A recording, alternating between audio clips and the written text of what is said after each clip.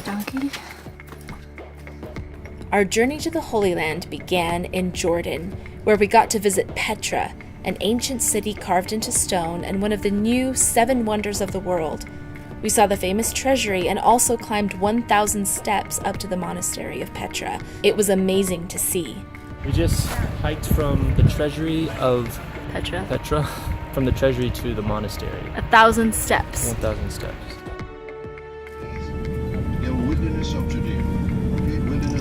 The second day of our trip, we left Amman, Jordan, and after driving across the border into Israel, visited Masada. We saw the huge earthen ramp that the Romans used to get up to the fortress of Masada after 6 months of besieging this last Jewish stronghold in 66 BC. After Masada, we continued our journey and went swimming in the Dead Sea. The water is so dense with salt, you float with no effort. That night, we arrived in Tiberias, Israel, known in Jesus' time as Galilee.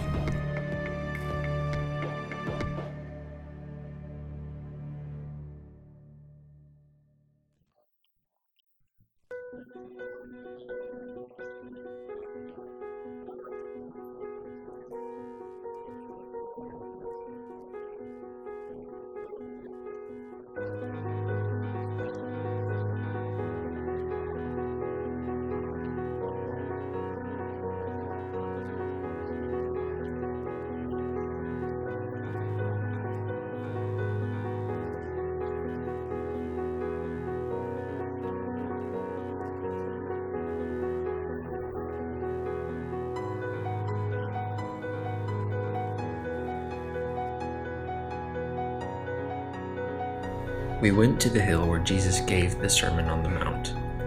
Then we went to the north shore of the Sea of Galilee, where Jesus asked Peter 3 times if he loved him, and then said, "Feed my sheep." We also went to Caesarea Philippi, where Peter said, "Thou art the Christ," and Jesus confirmed that his testimony came from God and not from the flesh. Also there, the headwaters of the Jordan begin. We talked about Naaman dipping 7 times in the water to be healed there, and all of this with the instruction of Michael Wilcox, which added a really deep spiritual aspect to each of the sites. Most of the sites yesterday were Old Testament sites. We went to Mount Carmel, where Elijah and the priests of Baal had their confrontation and where Elijah called down the fire. We went to the Valley of Jezreel and saw where Gideon and his 300 men ran out the Midianites. The hills of Gilboa over there is where Jonathan and Saul were killed. It's really cool to see because we know exactly where this stuff happened. We went to the Mount of Precipice overlooking Nazareth, where the people of Nazareth tried to throw Jesus over the cliff after he had claimed his messianic purpose. I loved that Michael Wilcox called Nazareth the schoolroom of Jesus. This is where he grew up and learned. We also visited Magdala, a recently discovered ongoing excavation of a synagogue that dates back to the time of Christ. Jesus certainly would have visited and taught in this synagogue in the hometown of Mary Magdalene. Last night we were able to go out on a ship onto the Sea of Galilee while it was dark. We talked a bit with Michael Wilcox about when Jesus Christ walked across the water and came to his disciples on the ship in the 4th watch, and how God is a 4th watch God. He's ready to come to us, but he does it at the last minute almost, when we need him most, after we've learned everything that we need to. And it was really special to be out on the Sea of Galilee and to imagine what it must have been like for them. To imagine what it must have been like for Peter to leap off the edge of his ship and try and walk across the water to Jesus. It was a really special spiritual moment to be able to be out there.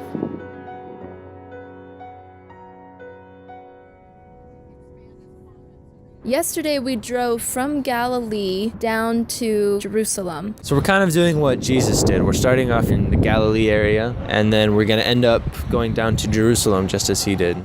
We stopped by Caesarea, where we could see the remains of a giant hippodrome where they used to do chariot races, and we saw the palace built by Herod the Great, where Paul the Apostle bore his testimony before King Agrippa, when King Agrippa told him, "Almost thou dost persuade me to be a Christian," and to stand in the foundations of where that palace used to be. And that was a really cool thing to see.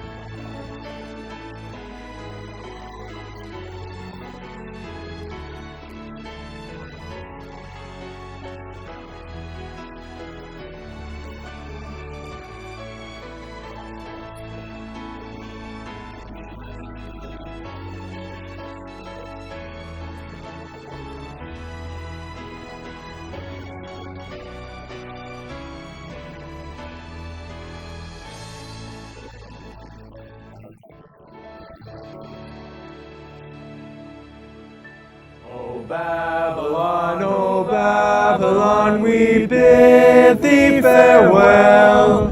We're going to the mountains of Ephraim to dwell.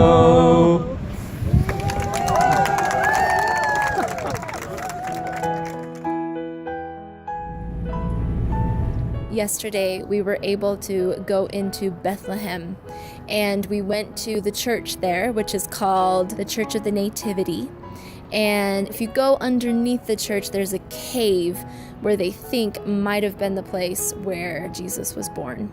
If that exact cave wasn't the one, it was definitely something very similar to that. And so you could kind of get a feel of the environment in which Jesus Christ was born. And I didn't realize how hilly Bethlehem was. You could just imagine, like, those are the hills that the shepherds would have been in when they saw the concourses of angels declaring that Jesus Christ had been born, that the Messiah had been born.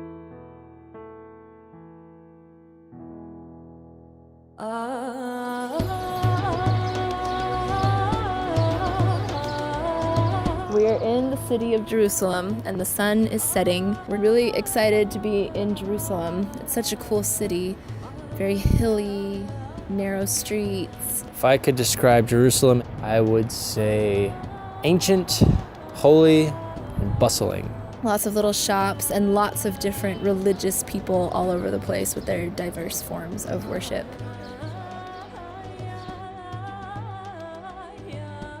Today we went and saw the Western Wall. We saw the old steps that date back to the New Testament time leading up to the Temple Mount. And we also saw the 3 arches that used to be the entrance to the Temple Mount that Jesus and his disciples would have walked through. As we were waiting in line to go into the Temple Mount, Michael Wilcox talked to us about being able to look into other faiths and to learn from them while keeping ourselves firmly set in what we believe to be, in his words, the most mature form of truth. It was really interesting how he described to us the Islam faith and what they believe about the Prophet Muhammad and things that we can learn from them and things that we could maybe use to add to our own faith. Based on that principle, I learned a few things watching the Jewish people and the Catholic people today, seeing how they all were worshiping in their own form, very different, but all with very vigorous religious zeal behind what they were doing. But to look at it with that perspective, trying to gain what I could from them, it was interesting to watch. What are we doing, Joseph? We're going down to Hezekiah's tunnel. Today we also went through Hezekiah's tunnel, which was really cool. So we learned that Hezekiah's tunnel was built by Hezekiah, the king, to bring water deeper into the city when they were being besieged by the Assyrians. That was really fun. It was really narrow, and there was water on the ground that we had to walk through. Oh my gosh, it's really deep. It's up to my knees. And it's cold. Is it cold, Joseph? Originally, they thought that the Pool of Siloam was right at the exit of Hezekiah's tunnel, but upon further excavation, they found steps leading down into something, maybe like 200 feet away. These are the steps down into the Pool of Siloam. They found the Herodian Road nearby, and because of that, somehow they knew that this really was the Pool of Siloam, the exact place where Jesus Christ healed the man born blind. That's an A++ site. It was cool to go there and to see where people would have been standing. Imagine the blind man lowering himself into the pool, going down the steps. And they're at the very end of Hezekiah's tunnel. And now I gotta go catch up with everybody. Then we got to kind of explore in the old city of Jerusalem, the Christian quarter with the Church of the Holy Sepulchre. We went to the Jewish quarter. Yesterday we saw the Muslim quarter. We got to be at the Western Wall, also known as the Wailing Wall, just at 10 o'clock this morning when they did a 2-minute siren sound, which was supposed to be 2 minutes of silence in memory of the Holocaust victims, the 6 million Jews that died in the Holocaust. So there was a moment of silence all throughout the city. And that was really cool to be at the Western Wall during that.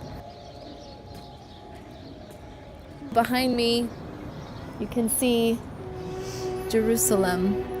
It's a very beautiful, very interesting city with so much history. You turn around a corner and there's like some amazing location of a miracle or an event from the Bible. And then on top of that, there's medieval crusaders, like all these different layers of civilization and culture on top of each other.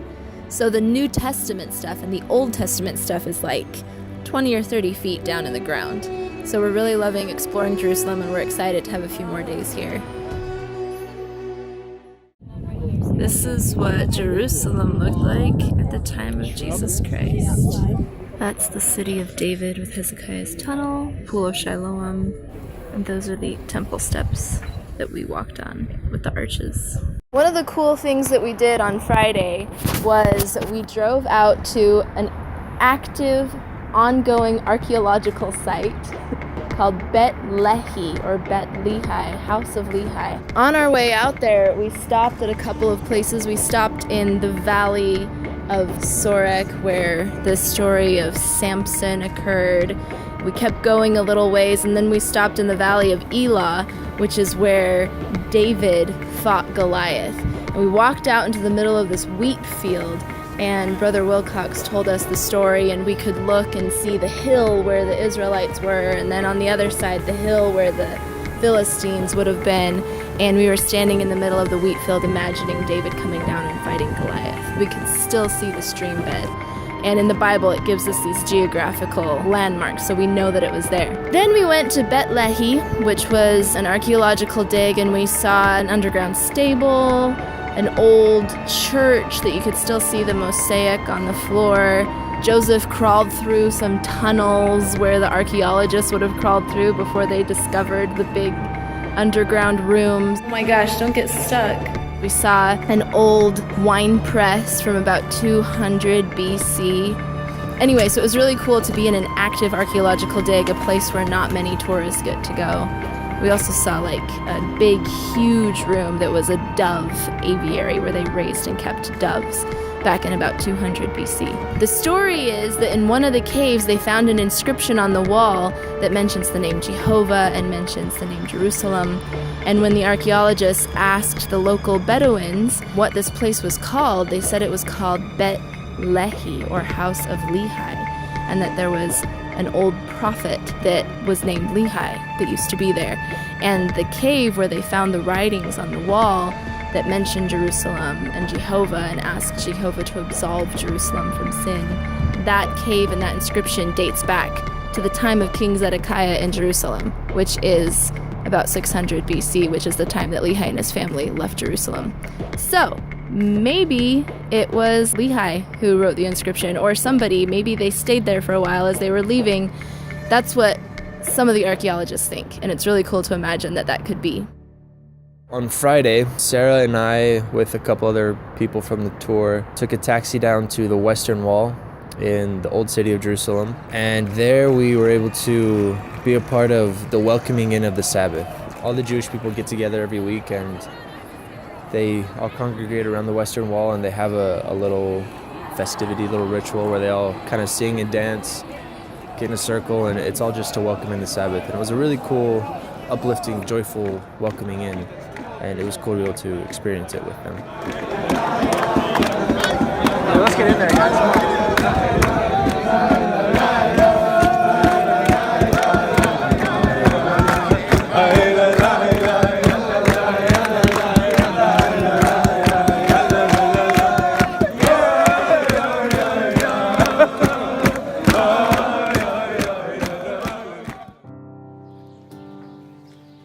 Yesterday was the Sabbath day here in Jerusalem, Saturday. So we began the day going to the Garden of Gethsemane, which was really special. And there, Brother Wilcox talked a bit about the atonement and about what Christ must have gone through.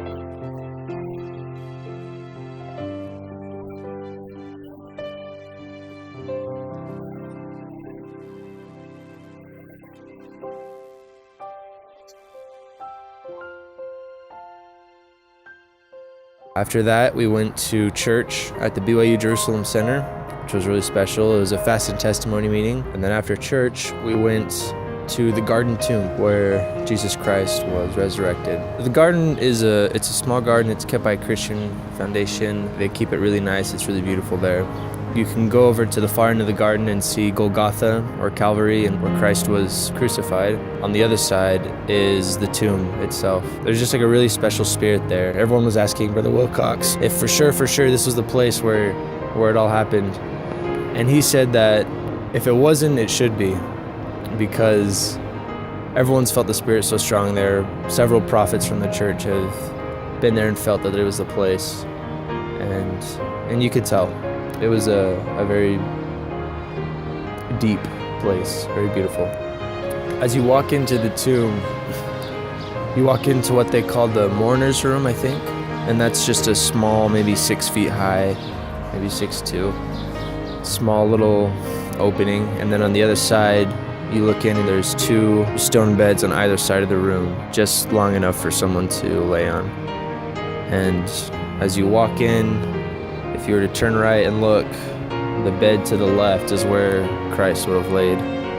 And on the door, which is open to the inside, it says, "He is not here, he is risen." And that was a really special place, special moment for all of us. It was the capstone of these 4 days in Jerusalem, and it was a really beautiful moment.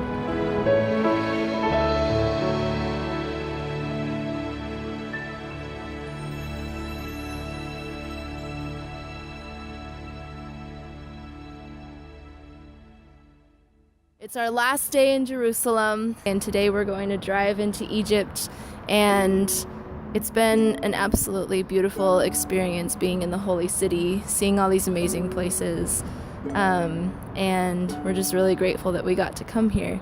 So now we're saying farewell to Jerusalem.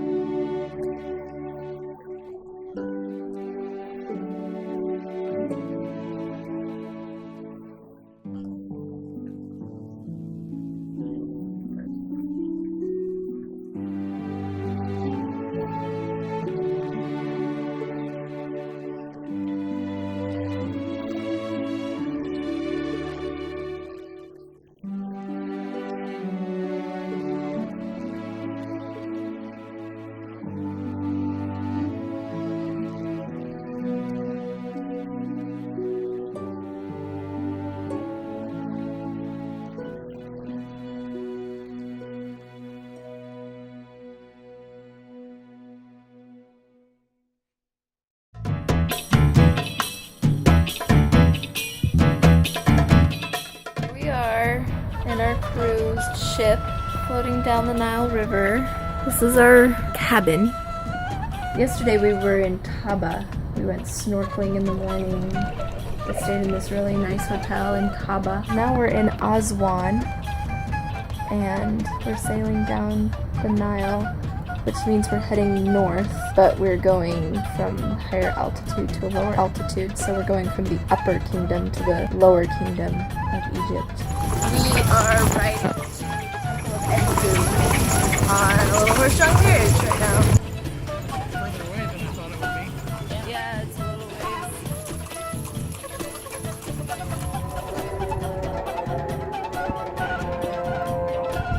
ways. So here we are at the temple of Edfu, dedicated to the god Horus with the falcon head. It's just like really crazy to see these giant Egyptian temples that we've seen in movies and pictures, and now to actually see it in real life, it's like, wow. It's like something out of the Ten Commandments, and we're seeing it in real life. And it's pretty cool. So on the first night of the cruise, my birthday, during dinner, they turned off all the lights and they came out and sang me happy birthday in Arabic.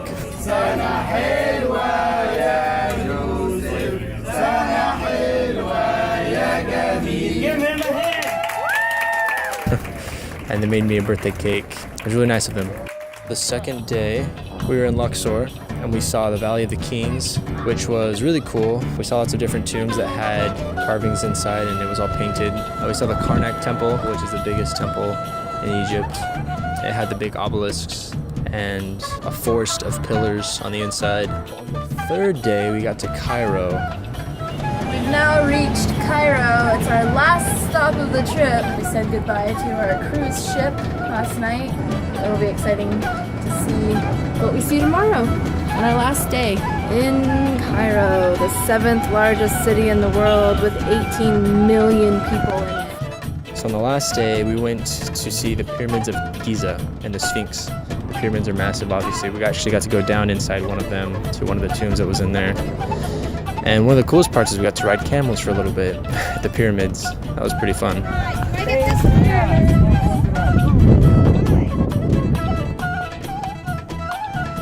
Definitely really grateful for the experience.